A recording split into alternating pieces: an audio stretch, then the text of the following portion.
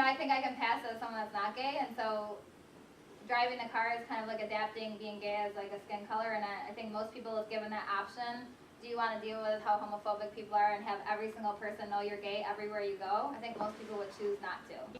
We know fagbug is a good thing, but for people who have no idea what it's for, or they might not get it.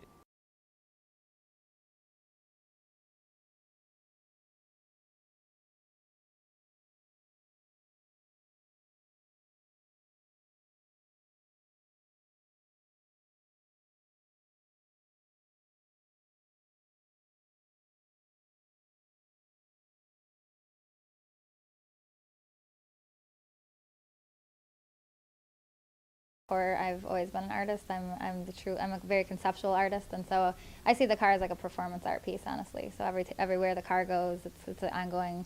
It's almost like a performance, and people are having to constantly react to it, and engage in it, and have discussion. And as an artist, I think you always want to move people and have people feel something deeply by what you're doing, and the car definitely does that. And that's why I couldn't deny it. If we don't have the guts to go out and, have physical representations or visuals of who we are and what we're all about, I think that people miss the point of the struggle that we are all undertaking.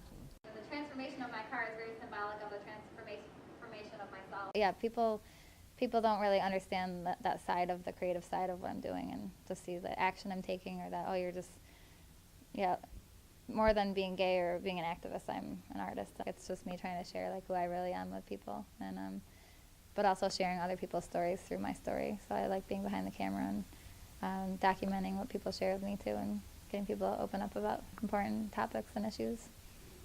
My car's out there, it's forcing parents to have to talk to their kids about it, and a lot of parents are very uncomfortable. So the car being out there, it forces those conversations to happen. If you have a very progressive, open-minded parent who's comfortable talking to their children about it, I'm sure there's lots of education that happens. Parents will email me often and say, they showed their child my slideshow or my movie, and it's definitely educating, people out there about it, but also there's lots of parents who maybe are just like completely against gay people, and by seeing the car, I'm sure they're teaching their child their stance on it. I think it just brings more awareness to it, and by having an event and a car such as Fagbug, it brings a lot of awareness. People are shocked and stop, but then we have then students engage in dialogue around the issues.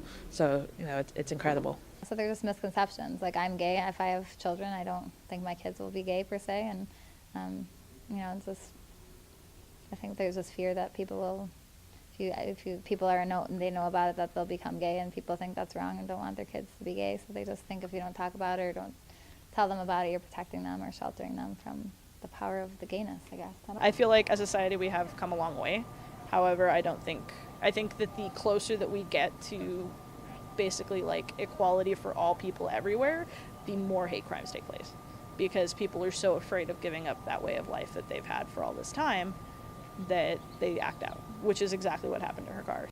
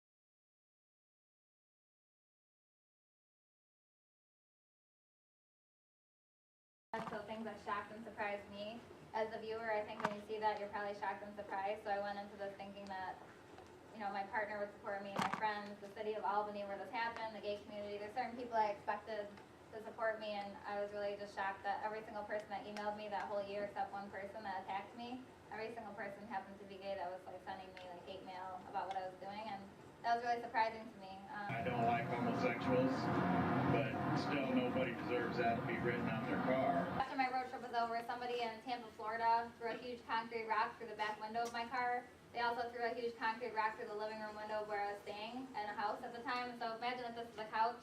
The rock was thrown in a window right above the couch at 10 in the morning. I was home. Other people were there. So when that happened, and I heard the glass shatter. I was inside the house when it happened. I went outside immediately. Sounded like a chandelier bust or something. And as soon as I did, there was a 55-year-old gay man that lived next door and instantly came running over, screaming at me, telling me this is my fault and that I'm asking for it. So I've been very often blamed for the reactions other people have had, but I've taken a solid stance that whatever people choose to do, that person that chose to pick that rock up that day and chose to throw that through those two windows, that person is accountable, and I'm holding that person accountable to what they chose to do, and I'm not taking responsibility for, I can only take responsibility for myself and my choice.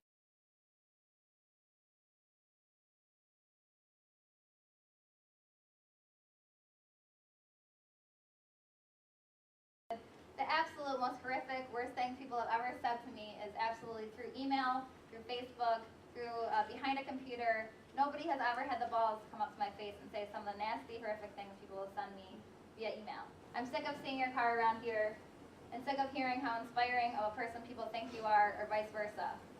I think you are a self-indulgent cunt who is taking advantage of something that happened to you 7 years ago for personal benefit. Get a real job, stop being a bottom feeder, setting a terrible, pathetic example for the GLBT community. This person is also gay based on the other things they said in this email. Okay, I get it. People get vandalized. How about the blacks, the Hispanics, the whites that get looked over because they're not a minority? Shit happens. Welcome to planet Earth. It sucks. I break my back and bleed every day to make a buck for my family, but because I am the majority, I will always be looked over. Fuck you, from Shad. Thank you. You inspired me, and my car about 2 weeks ago was vandalized. I remember seeing the window shattered and someone left a note saying, "You're gay, get the F out." And my girlfriend told me to watch a documentary called Fag Book.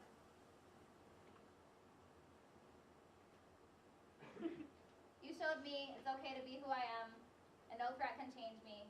Thank you, Ashley.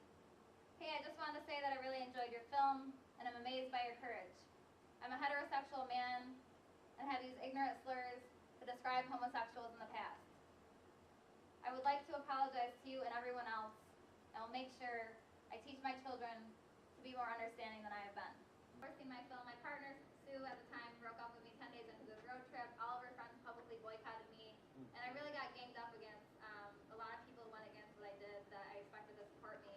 When I came back, I lost my apartment. The life that I had the day that I left for this trip was completely eradicated when I got back. They broke up with me 10 days into this road trip. All of her friends publicly boycotted me, and I really got ganged up against.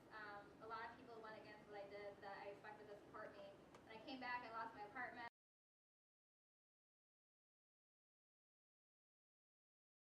And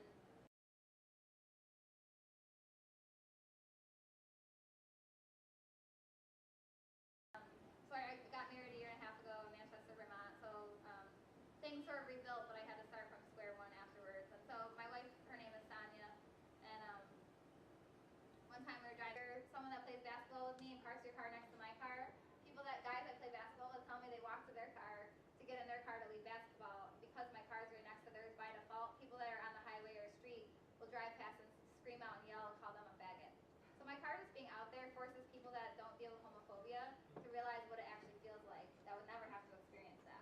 $5 fell to the ground. At first I think more bad things would happen to my car once I start leaving graffiti on it. And I'm like, oh, when my car's like a party, this is awesome, I'm getting money, what's next? So I open it up and read it. It says, "You're an inspiration. Thank you for being so strong for everyone in our community and for giving a voice for those who stay silent." The person signed it, -M. When I got this note, I sometimes run past your car when I'm out running. I told myself the next time I did, I would break up with my perfect boyfriend and tell him the truth. I'm gay. The back says, "Here goes nothing. Thanks, Fag Book." But just think about this for 1 second. So out of 300 and around 50 notes, only 5 notes were negative.